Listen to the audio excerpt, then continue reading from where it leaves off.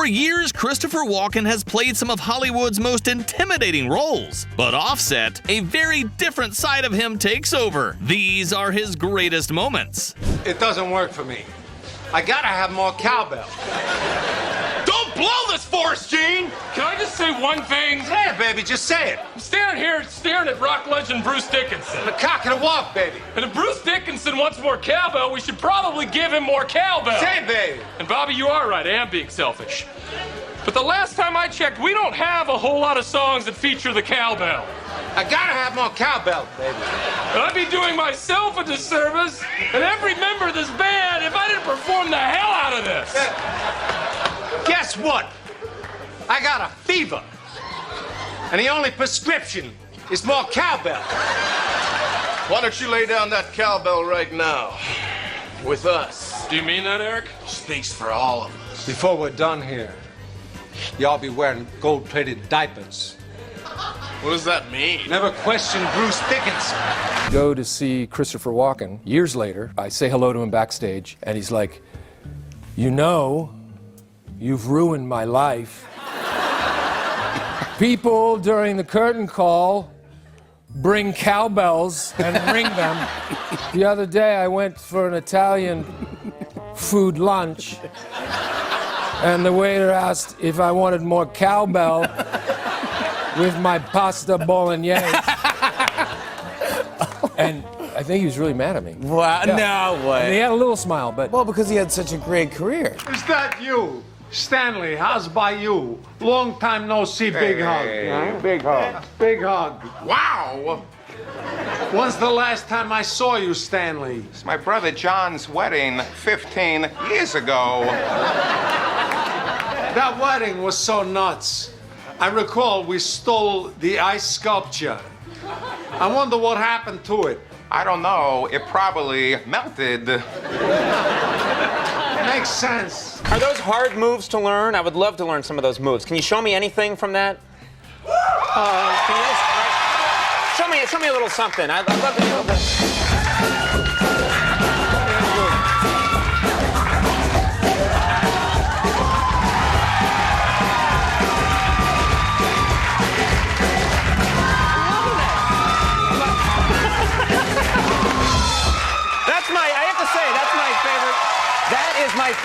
That is my favorite dance move of all time. That one right there.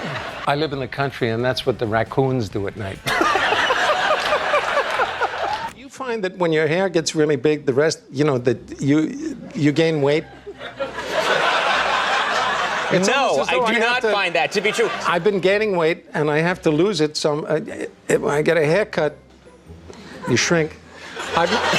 You think what you're saying is that as your hair gets bigger, your body, something in your body signals that you must gain weight to compensate for your big hair. That's right. Match your hair. But I'm going to get a haircut and I'm going to lose weight. That's the strangest theory I believe I've ever heard. And I'm sure I'll be reading in 3 years the Walken theory in the New England Journal of Medicine, and you'll be correct. A lot of people have spontaneously launched into Christopher Walken impressions, so we thought we'd honor you with a little montage right now. Let's take a look at this. I put the cat box outside on the balcony. Look around you in the taxi cab. There should be a seat belt. Trick or treat. Hey, good question. I got a question. Which one of you can guess what I've buried under my house? I did a show for Bravo that was on. It was a half-hour thing. It was nice. Who was that last guy? That's Hammer. He's just very good at impressions. Who knew? Ah, champagne. My attempt at humor has frightened you. Forgive me, please.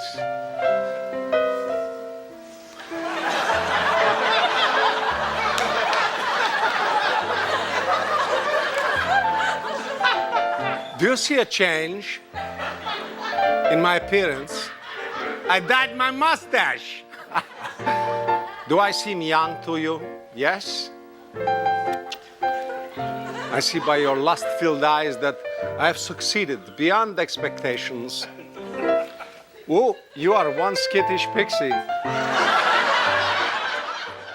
My delicate, oh boy. Ooh. Oh boy, oh wow. Oh boy. Ah. Ah. Oh wow. Ow. Wait. Wait. Our rendezvous seems to have gone sour. We must somehow return to basics.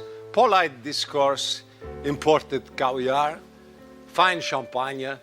These are a few of my favorite things. Woman who seems eager to depart might in fact be woman who is in fact horny. Ah, my chipmunk, must you scamper so soon? Very well, but allow me one last moment to fill my senses. The last time you were on the show, I remember this very clearly. You said, I remember this very well, you said, I'd love to someday have a cooking show. And I remember thinking, you've accomplished so much, it just seems strange to me that you'd want to go do a cooking show, but I thought, well, I'd watch Christopher Walken cooking show. What happened to that idea? Well, I love cooking shows. I love to watch them, and there's so many different kinds. And in fact, since then, I did one. I did a show for Bravo that was on. It was a half-hour thing. It was nice. But I would like to do a cooking show or really some sort of spontaneous show. When I was a kid, I used to watch the Dean Martin show. Mm-hmm. And you always got the feeling that he walked in and it just happened. And of course, that's not true. It was probably very well planned. But I always liked that idea that the guy walks in and who knows what's going to happen. Would you mind if I ask you a few questions about being a centaur? Please, go ahead. Believe me, I've heard them all. Can I ride you? Only if I can ride you. Fair enough. Are we going to discuss my medical qualifications? The rest of the interview will be centaur questions. Do you have sex with horses or with human women? Neither. I'm really only attracted to other centaurs. Okay. What if it was a horse with a mask of a woman on it? No. I mean, would you have sex with a monkey if it had a mask on? This interview is not about me.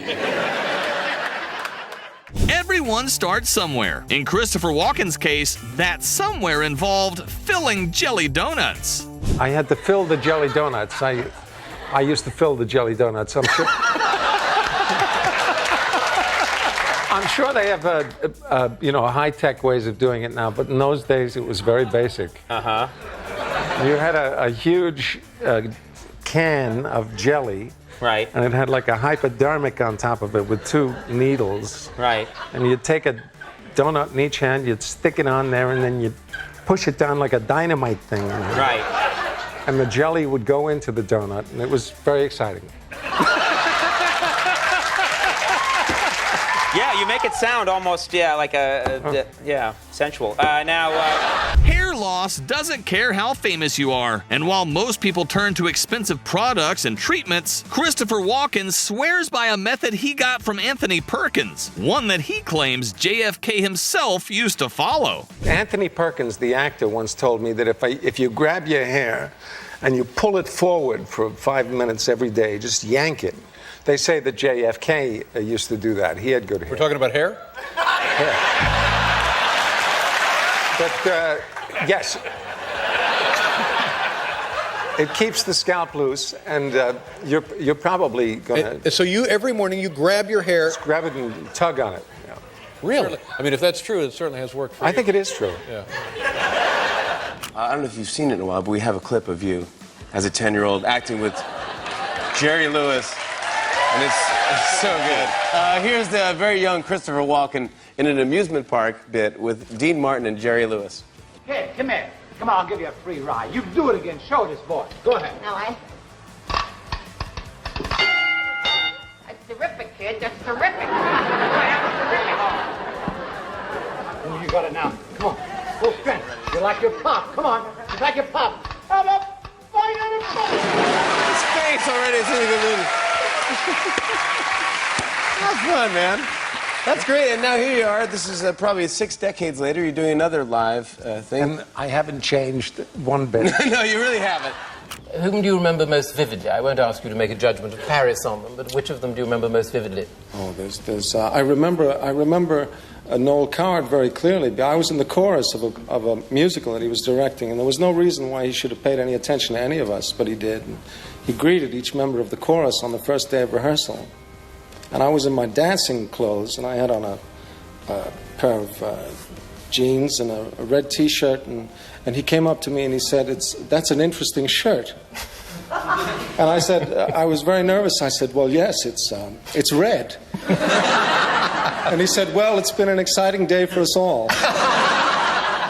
He was an Italian actor, Enzo something. And he would open the door and the lady would come in, they'd drink champagne. In those days, that was a little bit risque, and he'd tell her his problems, and then she'd leave. And apparently somebody laughed during one of the broadcasts. It was live. Somebody standing around, and they laughed, and afterwards Enzo challenged them to a duel. We don't do that anymore. This business is finished with duels. You laugh at me, I kill you. When I was a kid, I remember watching Elvis that night that he caused the big scandal, you know, when they shot him only from the waist up. Right. And I think it was right there, wasn't it? A lot of great, wonderful show business history took place in this theater, and we've all but ruined that. I've always wanted to stand there. Do you mind if I stand there? Please stand anywhere you like. I've done that late at night. I come in here and do that.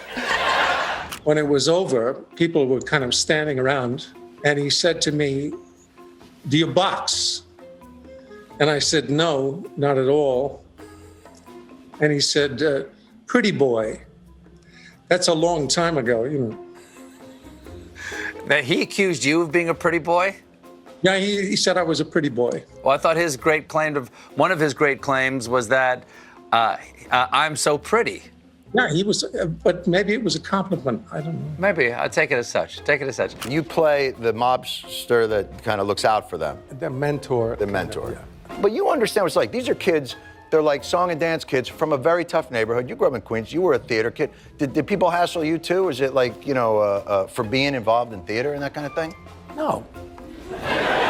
You know, that's what I meant. You wouldn't understand that. Where I come from in Queens, at that time anyway, a lot of the policemen came from Queens. And it was just typical to send your kids to tap school on Saturday. So there's all these retired cops all over here, my age, who can tap dance. Oh my God.